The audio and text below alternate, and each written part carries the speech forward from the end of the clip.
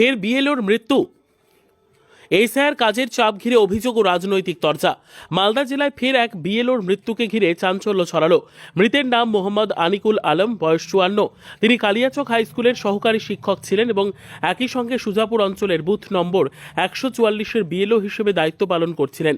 পরিবারের অভিযোগ, এসআইআর সংক্রান্ত অতিরিক্ত কাজের চাপ ও প্রশাসনিক চাপের কারণেই তার অসুস্থতা বেড়ে যায় এবং শেষ পর্যন্ত তার মৃত্যু হয়। পরিবার ও স্থানীয় সূত্রে জানা যায়, ইদানিং এসআইআর কাজ নিয়ে তিনি প্রবল মানসিক ও শারীরিক চাপে ছিলেন। বুধবার তার উপর দায়িত্বপ্রাপ্ত 44 জন ভোটারের এসআইআর ফর্ম পুনরায় ফেরত আসে। শুধু তাই নয়, নিজের ফর্মও বাতিল হয়ে ফেরত আসে বলে জানা গেছে। এই ঘটনায় তিনি মানসিকভাবে ভেঙে পড়েন বলে পরিবারের দাবি। সেদিন সকালেই তিনি হঠাৎ বুকের ব্যথায় অসুস্থ হয়ে পড়েন। দ্রুত তাকে সুজাপুর প্রাথমিক হাসপাতালে নিয়ে গিয়ে চিকিৎসা করানো হয়। তবে চিকিৎসা শেষে বিশ্রাম নেওয়ার বদলে তিনি ফের এসআইআর সংক্রান্ত কাজের জন্য বিডিও অফিসে যান বলে অভিযোগ। সেখান থেকে বাড়ি ফেরার সময় তার শারীরিক অবস্থার আরও অবনতি ঘটে। বাড়িতে পৌঁছে তিনি গুরুতর অসুস্থ হয়ে পড়লে পরিবারের সদস্যরা তাকে দ্রুত হাসপাতালে নিয়ে যান। চিকিৎসাধীন অবস্থাতেই বৃহস্পতিবার তার মৃত্যু হয়। এই মৃত্যুকে ঘিরে পরিবার স্পষ্ট অভিযোগ তুলেছে যে এসআইআর কাজের অস্বাভাবিক চাপ এবং প্রশাসনিক স্তর থেকে লাগাতার তাগিদই তার মৃত্যুর অন্যতম কারণ।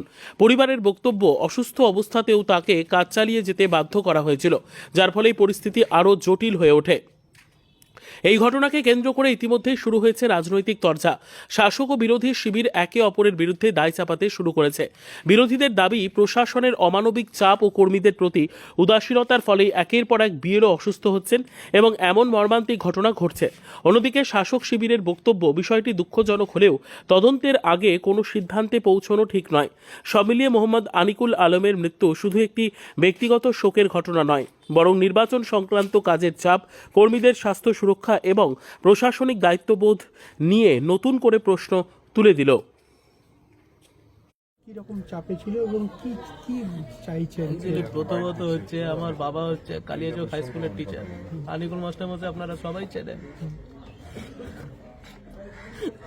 আমার মায়ের প্রায় 3 অথবা 4 বছর এরকম একটা অ্যাপ্রক্স টাইম থেকে আমার মায়ের দুবার হার্টের সার্জারি করাই দুর্গাপুর মিশন হসপিটাল থেকে, হিপ জয়েন্ট অপারেশন করাই, তারপর ইউটেরাস টিউমার। একটা হাজবেন্ড হিসাবে আমার বাবার প্রচুর প্রেসার ছিল আমার মাকে নিয়ে। তার ওপর যে জানি না কি করে আমার বাবাকে বিএলওর কাজ দিয়ে দেওয়া হয়।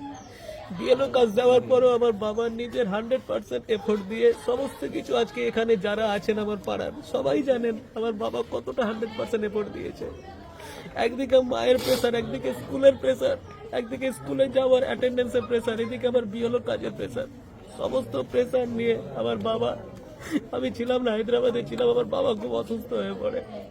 আমি রাত্রিবেলা এসছি, এসে আমার বাবা কাশি কেসেই যাচ্ছে আর বুকে ব্যথা হচ্ছে, যে আমার বাবার কার্ডিয়াক অ্যাটাক হয় এবং ভোর থেকেই আমার বাবা শুধু কাশি হয়ে যাচ্ছে আর বলছে আমার পিঠ বুকে ব্যথা হচ্ছে। তো তারপরে আমরা নার্সিংহোমে অ্যাডমিশন করাই, রয়্যাল নার্সিংহোমে।